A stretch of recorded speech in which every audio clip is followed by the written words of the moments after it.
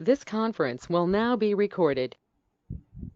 Civil services ప్రిపరేషన్కి సంబంధించి preliminary examination నేను ఈ క్లాస్ చెప్తున్న సమయానికి 2025 అంటే 2025 మే 25న ఎగ్జామినేషన్ ప్రిలిమినరీ జరగబోతున్న సందర్భంగా ఒక 2-3 డేస్ ముందు ఈ క్లాస్ నేను ఓ పక్కన ఈ గురుకులం స్టూడెంట్స్, ఈ గురుకులం కావచ్చు, యంగ్ ఇండియా ప్రోగ్రామ్ కావచ్చు, ఫౌండేషన్ కోర్సు కావచ్చు, తెలుగు లిటరేచర్ ఆప్షనల్ వారు కావచ్చు, అందరికీ ఉపయోగపడేలా ఈవెన్ గ్రూప్ 1 గ్రూప్ 2లో కూడా ఈ క్లాస్ నేను ఇస్తూ దీన్ని మళ్ళీ యూట్యూబ్లో అప్లోడ్ చేసి అందరికీ ఉపయోగపడేలా చేయడం నా ఉద్దేశం. ఎగ్జామినేషన్కి 3 రోజుల ముందు ఎగ్జామినేషన్లో ఎలా ఉండాలి ఒక స్టూడెంట్ అనే దానికి సంబంధించి ఈ క్లాస్ చెప్పడం నా ఉద్దేశం. మనం ఐఏఎస్ mentoring.com, ఈ Gurukulam for IAS, young India program లాంటి వాటితోటి ఐఏఎస్ అచీవ్మెంట్ సిరీస్ అనే దాన్ని తీసుకొచ్చి ప్రిలిమినరీ ఎగ్జామినేషన్, మెయిన్స్ ఎగ్జామినేషను, అలాగే general essay examination, mains examination, general essay examination, even 365 days యొక్క ఒక hour to hour time table ఇలా మనం ప్రింట్ చేసి బుక్లెట్ ఫార్మ్లో స్టూడెంట్స్కి ఇవ్వడం అనేది మనం చేస్తాం. ఇందులో చాలా క్లియర్గా నేను అసలు ప్రిలిమినరీ అనేది దాదాపు ఒక 25 పేజీల్లో నేను అసలు ప్రిలిమినరీ అనేది ఎలా ఉంటుంది, ఎన్ని సిలబస్లో ఏమున్నాయి, క్వశ్చన్స్ ఎలా ఉంటాయి, ఇలాంటి వాటికి సంబంధించిన క్లియర్ కట్ అనాలిసిస్ని విత్ ఎగ్జాంపుల్స్ని 25 పేజెస్లో ఇవ్వడం జరిగిందండి. దీన్ని నేను ముందు ఎందుకు ప్రస్తావిస్తున్నాను మీకు అంటే, యూపీఎస్సికి ప్రిలిమినరీ ఎగ్జామినేషన్కి ప్రిపేర్ అయ్యేటానికి 3 రోజుల ముందు నిజానికి చేయడానికి, చదవడానికి ఏమీ ఉండదు. కానీ డే 1 నుంచి కనుక సరిగ్గా ప్రిపేర్ అయితే, అందుకని ఇలాంటి క్లాసెస్ ఎగ్జామినేషన్ 3 రోజుల ముందు మేము పెట్టిన నిజానికి ఇది 3 సంవత్సరాల ముందో, 6 సంవత్సరాల ముందో, 2 సంవత్సరాల ముందో ఎగ్జామినేషన్ ముందు తెలుసుకున్న వాడికి ఎక్కువ బెనిఫిట్ అని నేను వ్యక్తిగతంగా నమ్ముతాను. అందులో భాగంగా ప్రిలిమినరీ ఎగ్జామినేషన్కి సంబంధించి మనకి 2 పేపర్లు ఉంటాయని బహుశా మీకు తెలుసండి. ఒకటేమో GS paper 1, general studies paper 1, రెండవదేమో general studies paper 2. There are 2 question papers అండి. ఇది మీకు నేను చూపిస్తున్నది 2024 మోడల్ పేపర్, అంటే 2024లో స్టూడెంట్స్ రాసింది, యూపీఎస్సి కండక్ట్ చేసింది. నేను ఈ క్లాసులో మీకు ఈ క్వశ్చన్ పేపర్ని అనాలిసిస్ చేయడం ఉద్దేశం కాదు మంది.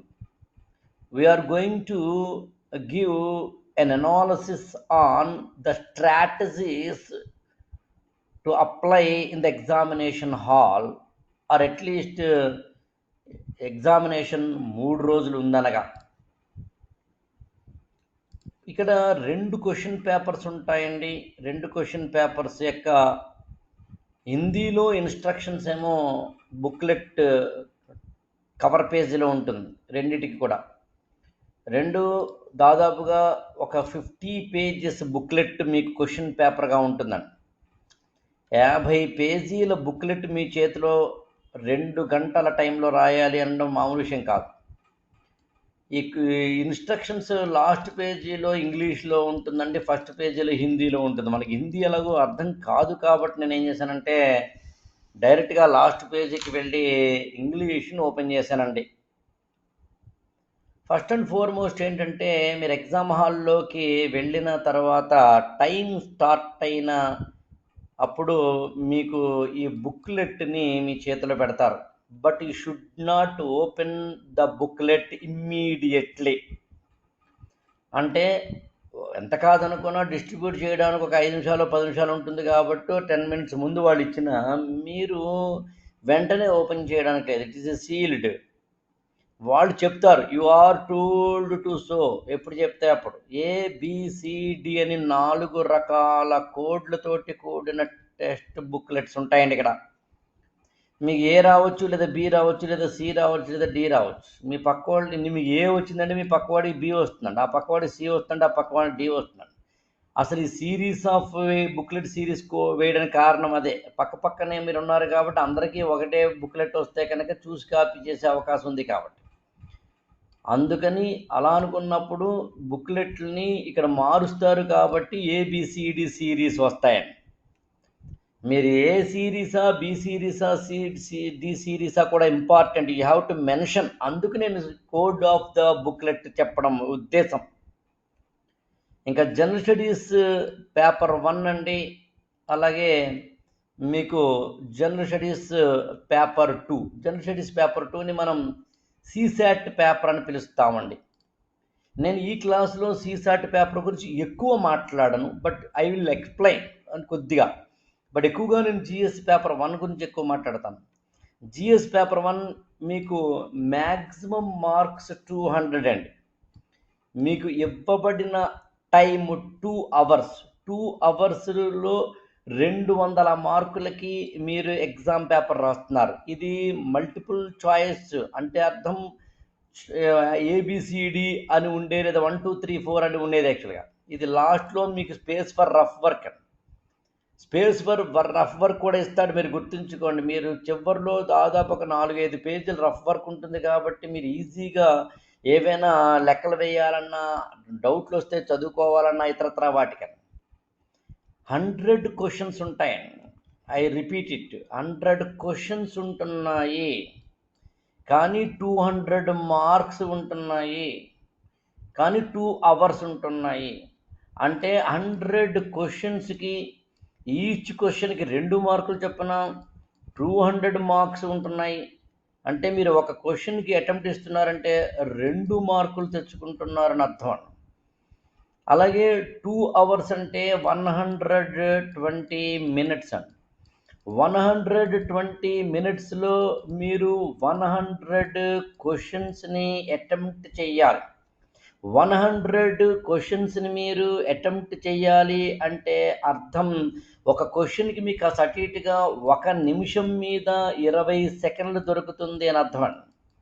1 నిమిషం మీద 20 సెకండ్లు దొరుకుతున్నప్పుడు నేనేమంటానంటే మీరు ముందే డిసైడ్ అవ్వండి, ఈచ్ క్వశ్చన్కి 1 మినిట్ లోపే మీరు ఆన్సర్ పట్టుకోవాలి అని. I request all the students, please note each and every point I am dealing in. అప్పుడు మీకు క్లారిటీ వస్తుంది, నోట్స్గా రాసుకోండి. అందుకని మీకు ఎన్ని క్వశ్చన్స్ ఉన్నాయి? 100 క్వశ్చన్స్ ఉన్నాయి, 120 మినిట్స్ ఉన్నాయి. అంటే 20 మినిట్స్ని కనుక మీరు ఒకసారి పక్కన పెడితే 100 మినిట్స్లో 100 క్వశ్చన్స్ని మీరు అటెంప్ట్ చేయాలని అనుకుంటే అప్పుడు మీకు ఎంత అవుతుందండి? ఖచ్చితంగా ఒక క్వశ్చన్కి 1 మినిట్ వస్తుందని. అంటే మీరు క్వశ్చన్ అర్థం చేసుకోవాలి, క్వశ్చన్ని చదవాలి, ఆన్సర్ని అర్థం చేసుకోవాలి, ఆన్సర్ని చదవాలి, రైట్ ఆన్సర్ని ఉండాలి.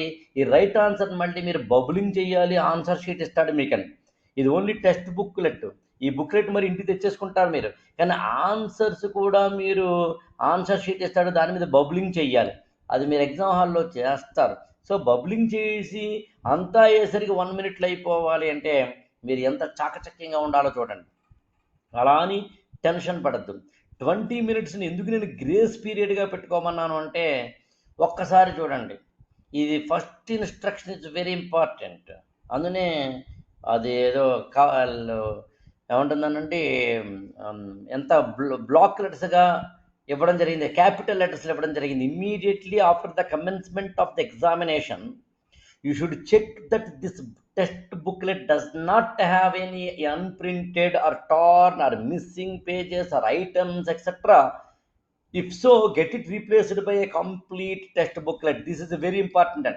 అంటే మీకు ఎగ్జామ్ హాల్లోకి వెళ్ళిన తర్వాత ఈ టెక్స్ట్ బుక్లెట్ మీ చేతిలో పెట్టిన మరుక్షణం మీరేం చేయాలంటే ఒక్కసారి ఓపెన్ చేసిన తర్వాత దానంతటిని ఒక బర్డ్స్ ఐ వ్యూ, విహంగ వీక్షణం క్రాస్ చెక్ చేసుకోండి. Each and every page print అయి ఉందా లేదా, each and every letter print అయి ఉందా లేదా, ఏమైనా డిస్క్రిపెన్సీస్ ఉన్నాయా, ఆ బుక్లెట్ అంతా బాగానే ఉందా, ఓ పేజీ చిరిగిపోవడము, ఓ పేజీ నలిగిపోవడము, ఓ పేజీ ప్రింట్ కాకపోవడము, మరొకటో ఉందా అనే దాన్ని మాత్రం మీరు శ్రద్ధగా చూడాల్సిందే. దీనికి ఖచ్చితంగా 2 నిమిషాల టైం పడుతుందని గుర్తుంచుకోండి. 2 నిమిషాలు అక్కడికి పోయిందన్న విషయం మీరు మర్చిపోవద్దు. కానీ ఎందుకు ఆ ఇన్స్ట్రక్షన్ ఇచ్చాడంటే, ఏ కారణం చేతనైనా మీరు ఎగ్జామ్ హాల్లోకి వెళ్ళి ఈ బుక్లెట్ని టోటల్ చూడకుండా నేరుగా రాసుకుంటూ వెళ్ళిపోతుంటే మధ్యలో ఏదైనా ఒక క్వశ్చన్ మీకు కనుక అవ్వకపోతే సిరీస్ మారుతుంది. మధ్యలో క్వశ్చన్ లేకపోతే మీకు ఆ క్వశ్చన్ కనిపించదు. క్వశ్చన్ కనిపించకపోతే ఆన్సర్ చేయలేరు. ఇప్పుడు ఎగ్జామినర్లో అక్కడ ఇన్విజిలేటర్ మీకు కొత్త బుక్లెట్ ఇవ్వలేరు, పాత బుక్లెట్ తీసుకోలేరు. ఇట్స్ ఎ వెరీ అంటే నాన్ సెన్స్ అయిపోతుంది, న్యూసెన్స్ అయిపోతుంది. తీరా చూస్తే 10 నిమిషాలు టైం వేస్ట్ అయిపోతుంది, మీకు టెన్షన్ కూడా వస్తుంది. అందుకని అయితే ఇక్కడ విశేషం ఏంటంటే, మనం ఏం చేస్తామంటే ఆ క్వశ్చన్స్ ప్రింట్ అయ్యాయో లేవో చూడటంతో పాటు ఏమేం క్వశ్చన్స్ ఇచ్చాడు అని చూస్తామండి. మన కర్మకాలి మధ్యలో ఏదో క్వశ్చన్ మనకు అర్థం కానిదో, చదవనిదో, తెలియనిదో, అర్థం కానిదో ఉంటుంది. అది మన మైండ్లో పడి first impression is the best impression లేదా వరస్ట్ ఇంప్రెషన్ అన్నట్టుగా, అయ్య బాబోయ్ ఈ క్వశ్చన్ పేపర్లో నాకు తెలియనివి చాలా ఇచ్చేసాడు, నేను నాకేం చేయాలో అర్థం కావట్లేదని కంగారు పడిపోయి అప్పుడు మనం ఫస్ట్ టెస్ట్లోకి వెళ్తాం. అలా ఎప్పుడూ చేయకండి. మిమ్మల్ని చూడమంటున్నారంటే అర్థం అందులో డిస్క్రిపెన్సీస్ లేకుండా చూడడం మాత్రమే అని గుర్తుంచుకోండి. అదేవిధంగా క్వశ్చన్ పేపర్ని మనం చూసిన తర్వాత మీకు ఇక్కడ ఒకసారి క్వశ్చన్స్ చూడండి. ఫస్ట్ నుంచి అంటే 1, 2, 3 అని 1వ ప్రశ్న నుంచే మీరు స్టడీ చేయాలి, ఆన్సర్ పట్టుకోవాలి. అంటే మీకు బబ్లింగ్ చేసేటప్పుడు యాక్చువల్గా నేను బబ్లింగ్ షీట్ కూడా మీకు తెచ్చి ఉండాల్సింది. యాక్చువల్గా నేను మామూలుగా మీరు బబ్లింగ్ చేసేటప్పుడు ఆ బబ్లింగ్ అనేది ఎక్కడ చేస్తున్నారు, ఎలా చేస్తున్నారు అనే దాని విషయంలో you should be very careful. Question చదివి క్వశ్చన్ అర్థం కాకపోతే అంటే ఆన్సర్ తెలియకపోతే అనేది ఒక కేస్. ఆన్సర్ నాకు తెలుస్తుంది కానీ ఐఎమ్ కన్ఫ్యూజ్డ్, అదొక stage. Yes I know the answer, అదొక స్టేజ్. అంటే క్వశ్చన్ చదివిన తర్వాత మీకు 3 రకాల కేటగిరీల్లో ఏదో ఒక కేటగిరీకి ఆ క్వశ్చన్ చెంది ఉంటుందండి. 100% తెలిసినది, 100% తెలియనిది, 50% తెలిసినది. This is the. ఇప్పుడు నేను మొదటి పేజీ చూస్తున్నాను. ఇక్కడ 5 ప్రశ్నలు ఉన్నాయండి. ఈ 1వ ప్రశ్న నాకు 100% తెలిసినది అనుకోండి. అప్పుడు నేను ఆన్సర్ని ఐడెంటిఫై చేస్తున్నాను. ఆన్సర్ని ఐడెంటిఫై చేసి బబ్లింగ్ చేస్తున్నాను. ఈ 2వ ప్రశ్న ఉదాహరణకి for example this second question 100% I don't know. This second question I don't know at all. అప్పుడు డోంట్ బబుల్, అప్పుడు బబుల్ చేయకండి. అప్పుడు వెంటనే నెక్స్ట్ క్వశ్చన్కి వెళ్ళండి. కానీ ఈ క్వశ్చన్ మీకు తెలియదంటే అర్థం ఏంటి? ఇప్పటికీ తెలియదండి. తెలియని దాని మీద మనం ఏం చేస్తాం? ఇంకా తెలుసుకోవాలని ట్రై చేస్తాం, పట్టుకోవాలని ట్రై చేస్తాం. రాంగ్, వద్దు, దాన్ని వదిలేయండి అక్కడ. కానీ లాస్ట్లో బుక్లెట్ చివరిలో మీకు ఖాళీ పేజీలు ఇచ్చాడు కదండి. దాదాపు ఎన్ని ఇస్తున్నాడు చూడండి, 1, 2, 3, 4 పేజీలు ఇస్తాడు. ఇక్కడ మీరు అన్అటెంప్టెడ్ అని ఒకటి పెట్టుకోండి. అన్అటెంప్టెడ్ అని పెట్టుకోండి. ఇక్కడ మీరు అన్అటెంప్టెడ్ అని పెట్టుకుని అన్అటెంప్టెడ్ అని ఉదాహరణకి 2వ ప్రశ్న మీరు ఇంకా అటెంప్ట్ చేయలేదు, 5వ ప్రశ్న మీరు ఇంకా అటెంప్ట్ చేయలేదు, 10వ ప్రశ్న ఇంకా మీరు అటెంప్ట్ చేయలేదు, 11వ ప్రశ్న ఇంకా మీరు అటెంప్ట్ చేయలేదు, 35వ ప్రశ్న మీరు ఇంకా అటెంప్ట్ చేయలేదు, 24వ ప్రశ్న ఇంకా మీరు అటెంప్ట్ చేయలేదు, 69వ ప్రశ్న ఇంకా అటెంప్ట్ చేయలేదు, 79వ ప్రశ్న ఇంకా అటెంప్ట్ చేయలేదు. అంటే అటెంప్ట్ చేయని ప్రశ్నలు ఏవైతే ఉన్నాయో అలా అటెంప్ట్ చేయని ప్రశ్నలు అంటే 2వ ప్రశ్న అటెంప్ట్ చేయలేదు, 5వ ప్రశ్న అటెంప్ట్ చేయలేదు, 10వ ప్రశ్న అటెంప్ట్ చేయలేదు, అటెంప్ట్ చేయని ప్రశ్నలు ఏవైతే ఉన్నాయో అలా అటెంప్ట్ చేయని వాటిని టికెట్ రాసుకోవాలి. ఎందుకనంటే చివర్లో మీరు మళ్ళీ ఆ క్వశ్చన్స్కి ఆన్సర్స్ రాయాల్సి ఉంటుంది కాబట్టి. మరి ఇక్కడ ఎందుకు వదిలేశారంటే రాని దాని మీద అస్సలు చదవలేదని మనం అనుకుంటున్నాం కాబట్టి, 100% మీకు తెలియదు కాబట్టి దాన్ని టచ్ చేయొద్దన్నాం కాబట్టి బబుల్ చేయొద్దన్నాం. బబుల్ చేయలేదనే విషయాన్ని మీరు గుర్తుంచుకోకపోతే చివరిలో ఏమేమి బబులింగ్ చేయలేదో మీకు తెలియదు కాబట్టి చివరిలో రాసుకోమన్నాను. ఉదాహరణకి ఇప్పుడు 3వ ప్రశ్న అండి, మీకు తెలుసును, 100% తెలుసును, ఆన్సర్ పెట్టేశారు. అలా కాదు, 4వ ప్రశ్న 50% అంటే తెలుస్తోంది తెలియనట్టుగా ఉంది, తెలుస్తోంది తెలియనట్టుగా ఉంది.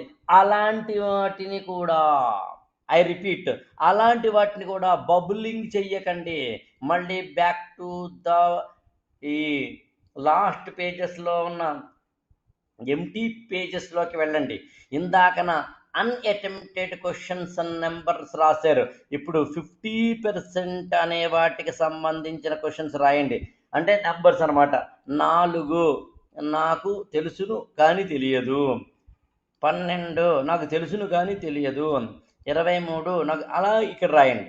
ఇప్పుడు ఏమవుతోంది మీకు అంటే టోటల్ 100 క్వశ్చన్స్ని కనుక మీరు చదివేసరికి, టోటల్ 100 క్వశ్చన్స్ని కనుక మీరు చదివేసరికి మీకు ఏమవుతుంది, ఒక్క మాటలో చెప్పాలి అంటే మీ యొక్క ప్రిపరేషన్లో మీరు నాకు తెలిసినంత వరకు ఒక అరగంట అయ్యేసరికి లేదా 1 అవర్ అయ్యేసరికి, 2 అవర్స్ అని గుర్తుంచుకోండి, 45 మినిట్స్ నుంచి 1 అవర్ అయ్యేసరికి ఇలా మీరు కేవలం 100% తెలిసినవే బబులింగ్ చేస్తున్నారు, అస్సలు తెలియనివి బబులింగ్ చేయటం లేదు, 50% తెలిసినవి కూడా బబులింగ్ చేయట్లేదండి.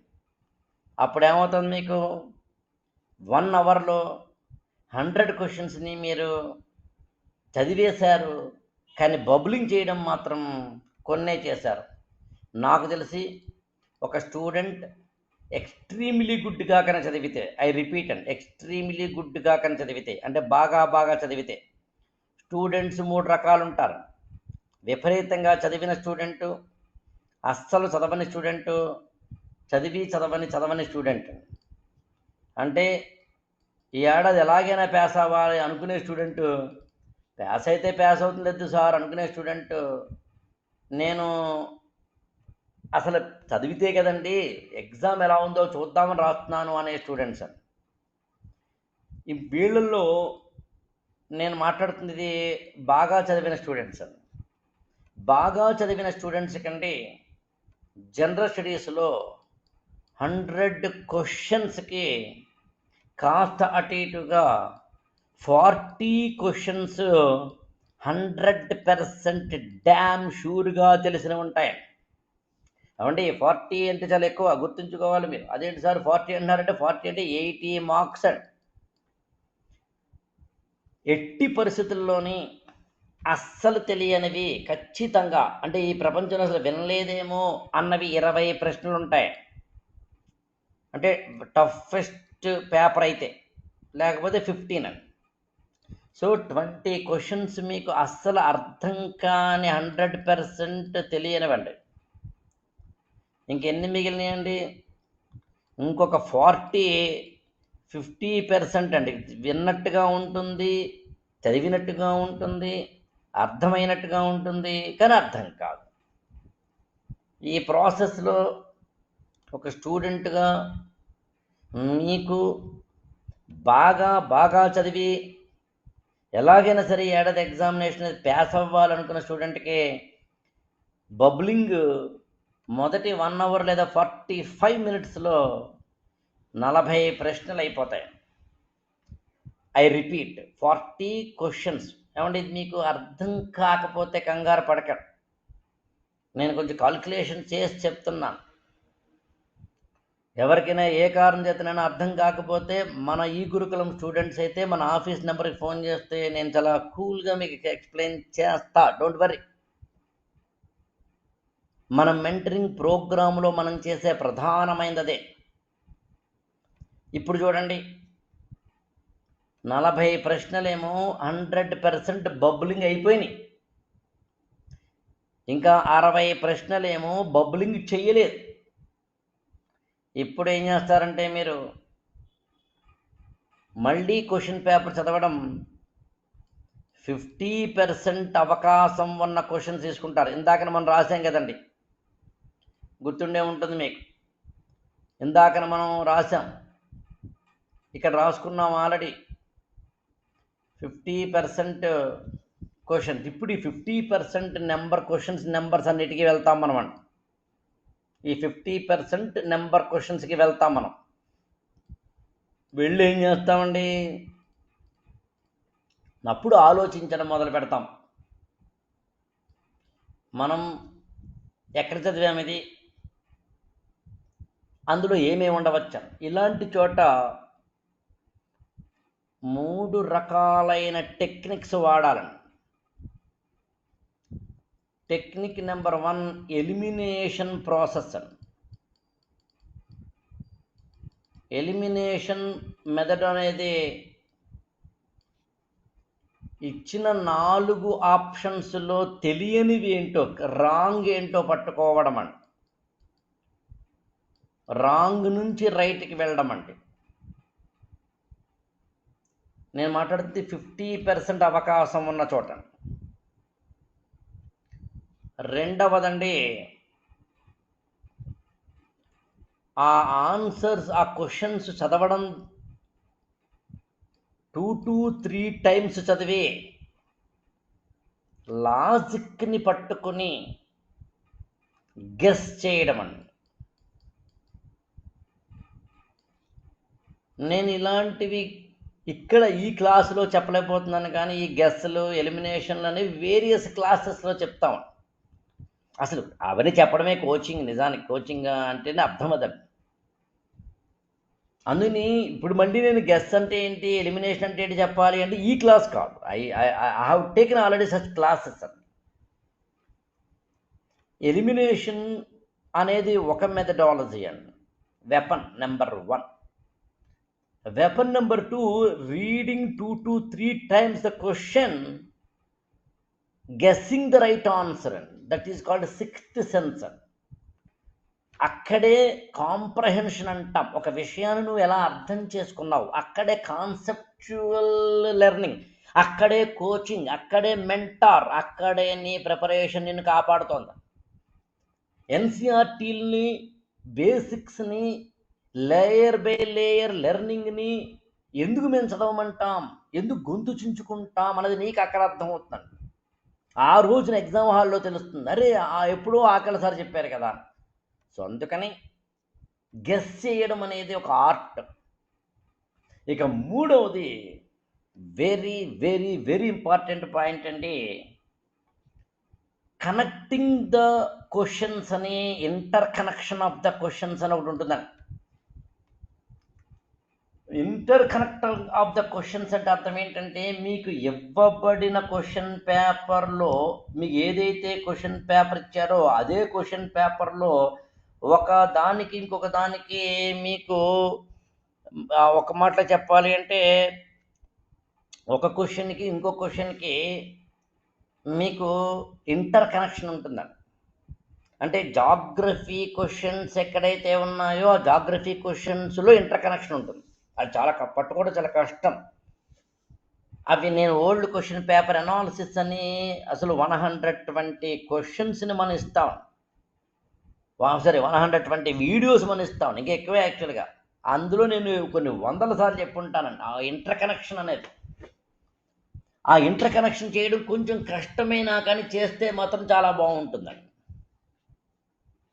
ఒక్క మాటలో చెప్పాలి అంటే ఎగ్జామినేషన్లో 50% నీకు తెలిసింది అనిపించిన క్వశ్చన్ని ఎలిమినేషన్ ద్వారానో, గెస్ ద్వారానో, కనెక్షన్ ద్వారానో రైట్ ఆన్సర్ పట్టుకోవడమే నువ్వు చేయాలి. కానీ చాలా చాలా చాలా చాలా కేర్ఫుల్గా నేను చెప్పబోతున్న పాయింట్ వినండి. అదేంటంటే, మీరు 1, 2, 3, 4, 5, 6 ఇలా మీరు 50% ఛాన్సెస్ ఉన్న క్వశ్చన్స్ ఉన్నాయనుకోండి. 50% ఛాన్సెస్ ఉన్న క్వశ్చన్స్లో మీరు గెస్ చేసినా, ఎలిమినేషన్ చేసినా, కనెక్షన్ చేసినా, I request please be careful. And 2 ప్రశ్నలు మీరు గెస్ చేశారంటే, అంటే guess in the sense that answer bubbling చేశారంటే, మూడో చేయకండి. మూడోది ఆర్డర్లో అని కాదని, అంటే నెగిటివ్ మార్కింగ్ 1/3 ఉంది మనకి.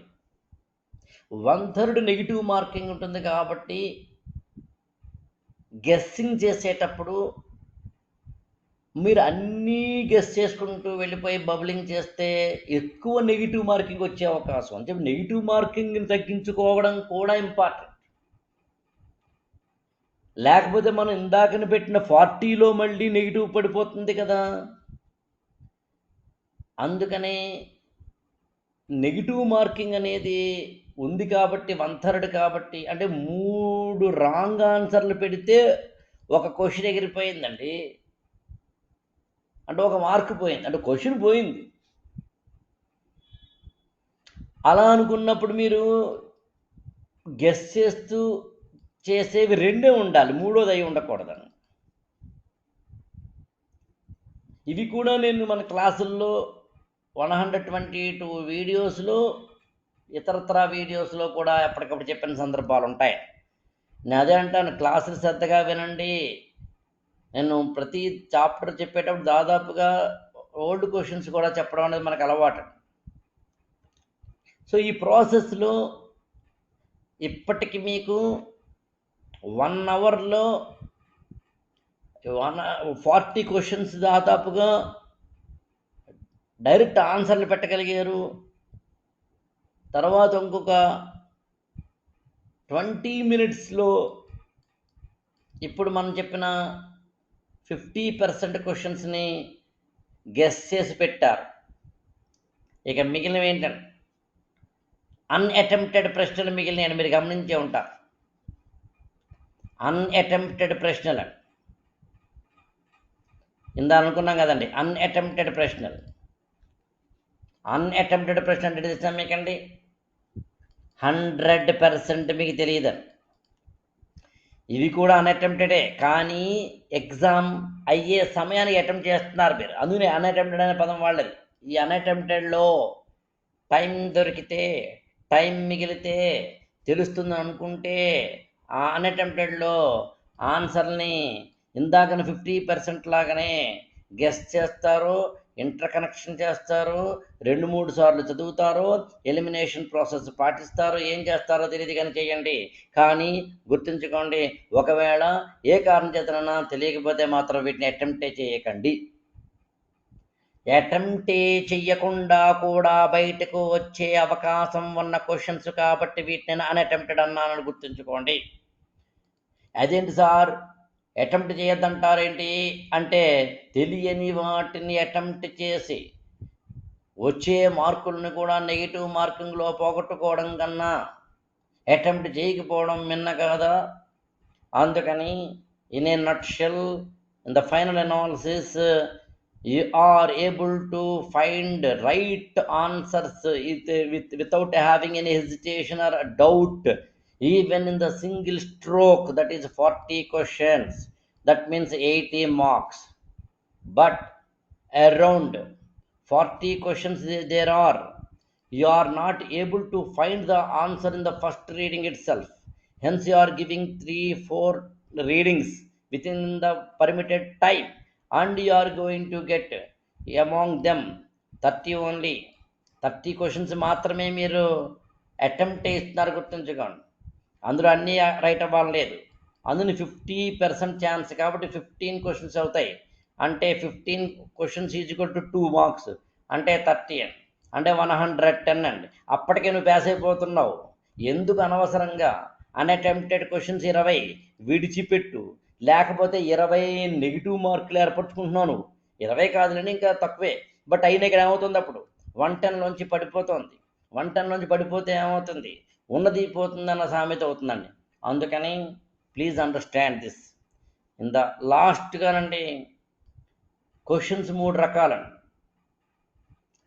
క్వశ్చన్స్ 3 రకాలండి. Lengthy question, short question, medium question అండి. ఉదాహరణకి ఈ 6ది చూడండి, ఇది షార్ట్ క్వశ్చన్ అండి. 7వ చూడండి, మీడియం క్వశ్చన్ అండి. 9వ చూడండి, షార్ట్ క్వశ్చన్ అండి. క్వశ్చన్స్ కొన్ని ఉంటాయండి, ఇది షార్ట్ క్వశ్చన్. కొన్ని క్వశ్చన్స్ ఉంటాయి, వెరీ లెంగ్దీ క్వశ్చన్స్ ఉంటాయండి. ఈ క్వశ్చన్ పేపర్ అనుకోకుండా ఫస్ట్ 2 క్వశ్చన్సే లెంగ్దీ క్వశ్చన్స్ కాబట్టి అక్కడే చూద్దాం. ఇది చూడండి ఎంత ఉందో. యాక్చువల్గా చదవడానికే చాలా టైం పట్టేస్తున్నాను. చదవడానికి ఎక్కువ టైం పట్టేదాన్ని లెంగ్దీ క్వశ్చన్ అంటారని గుర్తుంచుకోండి.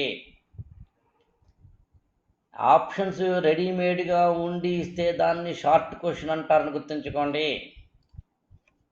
కొంచెం ఆ రెండింటికి మధ్యస్థంగా ఉంటే మీడియం అని.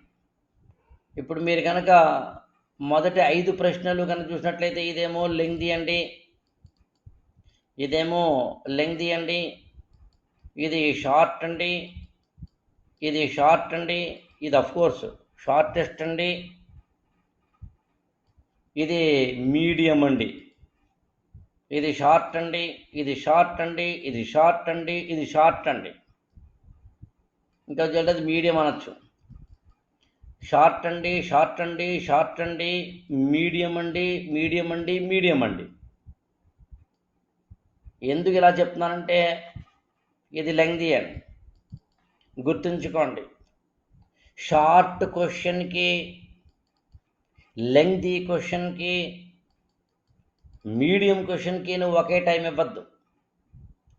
షార్ట్ క్వశ్చన్ని 30 సెకండ్స్లో ఆన్సర్ పట్టగలగాలి నువ్వు. లెంగ్దీ క్వశ్చన్కి 1 మినిట్ పడుతుందండి. మీడియం క్వశ్చన్కి 45 సెకండ్స్ పడుతుంది. సో అందుకని ఎగ్జామ్ హాల్లోకి వెళ్ళే ముందే ఇలా మీరు కనుక ప్లాన్ చేసుకుని ఎగ్జామ్ హాల్లో కనుక జాగ్రత్త తీసుకుంటే నాకు తెలిసి మంచి మార్కులు తెచ్చుకోవచ్చు. జనరల్ స్టడీస్ పేపర్ 2 అనేది 80 క్వశ్చన్స్ ఇస్తాడండి. CSAT మార్క్స్ మాత్రం 200, అంటే ఈచ్ క్వశ్చన్ 2.5 మార్క్స్ అండి. బట్ అవర్స్ మళ్ళీ మామూలే 120 మినిట్స్ అండి. 120 నిమిషాల్లో 80 ప్రశ్నలు ఇక్కడ చేయాలి కాబట్టి కొంచెం ఎక్కువ టైం దొరుకుతుందండి CSATకి. బట్ CSAT అనేది కంపల్సరీ పేపర్ కాబట్టి ఐఎమ్ నాట్ డీలింగ్ హియర్, కొన్ని క్లాసుల్లో చెప్పేసి ఉన్నాం కాబట్టి. ఏది ఏమైనా నేను ఈ ప్రిలిమినరీ క్వశ్చన్ బుక్లెట్లోనండి, ఈ బుక్లెట్ కనుక మీరు చూస్తే ఇందులో క్వశ్చన్స్ ఎన్ని రకాలు, ట్యాక్లింగ్ ద సిలబస్ని ఎలా ఐడెంటిఫై చేసుకోవాలి, క్వశ్చన్స్ ఎన్ని రకాలు ఉంటాయి, ఉన్న క్వశ్చన్స్ని ఎలా పట్టుకోవాలి, కరెంట్ అఫైర్స్ని ఎలా ఐడెంటిఫై చేసుకోవాలి, ఎందులోంచి ఎక్కువ ప్రశ్నలు, ఎందులోంచి తక్కువ మార్కులు వచ్చే అవకాశం ఉంది, direct questions, indirect but direct questions, surprise questions,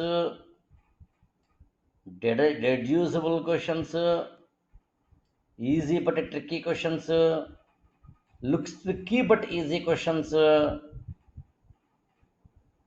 అని మీకు terminology based questions, analysis based questions, elephant in the room questions అని నేను మీకు అనేక రూపాల్లో క్వశ్చన్స్ రకాలు చెప్పి బుక్లెట్లో స్ట్రాటజీస్ కూడా ఇచ్చానండి. ఆన్సర్స్ ట్రాప్ చేయడం ఎలాగా, అంబ్రెల్లా టర్మ్స్ పట్టుకోవడం ఎలాగా, ఇమ్మీడియట్ స్టెప్లు ఏంటి, వేగ్కి స్పెసిఫిక్కి తేడా ఏంటి, అవుట్రేజియస్ క్వశ్చన్స్ ఎలా అవాయిడ్ చేయాలి, డిఫాల్ట్ క్వశ్చన్స్ ఎలా ఐడెంటిఫై చేయాలి, ఇలాంటి వాటిని చెప్పే ప్రయత్నం చేశానండి. సో ప్లీజ్ అండర్స్టాండ్, ఉన్నంతలో మనం ఈ గురుకులం ద్వారా మంచి ఎడ్యుకేషన్ ఇవ్వడానికే ట్రై చేస్తూ ఉన్నాం. ఒక బుక్లెట్నే ప్రత్యేకంగా ఇస్తున్నామంటే ఇంతకంటే ఏం చేయాలండి? So I wish you all the best అండి. క్వశ్చన్ పేపర్ని చూసినప్పుడు కంగారు పడద్దు, కూల్గా కంపోజ్డ్గా ఉండండి. ఎలా ఉండాలి ఏంటని నేను వేరే వీడియోలో చెప్పాను. అందుకని కూల్గా కంపోజ్డ్గా స్మైలింగ్గా హాయిగా ఉండండి. మన బ్రెయిన్ లోపల హ్యాపీ హార్మోన్స్ అన్ని రిలీజ్ అవుతాయి. హ్యాపీ హార్మోన్స్ ఎప్పుడు రిలీజ్ అవుతావంటే నువ్వు యాక్టివ్గా డైనమిక్గా ఉన్నప్పుడు రిలీజ్ అవుతాయి. సో హ్యాపీ హార్మోన్స్ మీకు అంటే మీ యొక్క బ్రెయిన్ లోపల నుంచి వచ్చే హార్మోన్స్ ఏవైతే ఉంటాయో అవి మిమ్మల్ని యాక్టివ్ చేసి డైనమిక్ చేసి మీరు మరింతగా మెమొరీని ఇంప్రూవ్ చేసుకునేలా చేస్తాయి. మీకు డోపమైన్ కానీ, సెరటోనిన్ కానీ, ఆక్సిటాసిన్ కానీ, ఎండోర్ఫిన్స్ కానీ, even I think pineal grand ద్వారా కూడా ఒక ఇదవుతుందండి, ఒక హార్మోన్ రిలీజ్ అవుతుందండి. సో ఇవన్నీ మీకు ఒక్క మాటలో చెప్పాలి అంటే మీ యొక్క నేచరే మిమ్మల్ని కాపాడుతుందని గుర్తుంచుకోండి. మీ నేచర్ మిమ్మల్ని కాపాడుతున్న అర్థం ఏంటంటే కూల్గా ఉండండి, కంపోజ్డ్గా ఉండండి, కాన్ఫిడెన్స్తో ఉండండి. మీకు ఒక అత్యద్భుతమైన యాక్టివ్నెస్, డైనమిజము, స్మైలింగు, సైలెన్స్. ఎగ్జామినేషన్ ముందు రోజు అనవసరంగా ఫ్రెండ్స్ తోటి మాట్లాడకండి, యూట్యూబ్ ఛానల్స్ అనవసరంగా చూడకండి, అనవసరంగా మైండ్ డిస్టర్బ్ చేసుకోకండి. నాకు తెలిసి స్మైలింగ్ ఫేస్తో, సైలెన్స్ తోటి, కూల్ బేస్డ్గాను, కంపోజ్డ్గాను ఉన్న వాళ్ళకి మంచి మార్కులు వస్తాయి. Wish you all the best అండి. ఇలాంటి క్లాసులు చెప్పడం ద్వారా మేము మరింతగా మీకు హెల్ప్ చేస్తామని ఫీల్ అవుతాం. We're so proud of it. Thank you so much.